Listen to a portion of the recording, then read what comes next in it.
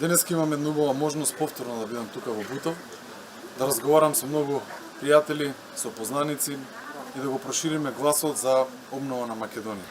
Денеска сум исто така на едно преубаво место каде што позади мене може да видите се наоѓа и манастирот Свети Никола.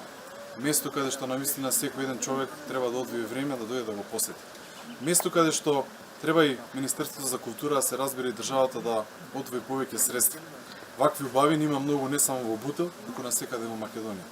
Затоа е потребно да стигне обновата на Македонија, за да има обнова во културата, да има обнова во уметноста, а јас често пати велам да има обнова на семејните вредности, на традицијата, но на исконското. Да не забораваме од каде сме, од каде припаѓаме, да не ги забораваме овие прекрасни убавини што се не само позади мене, туку насекаде во Македонија.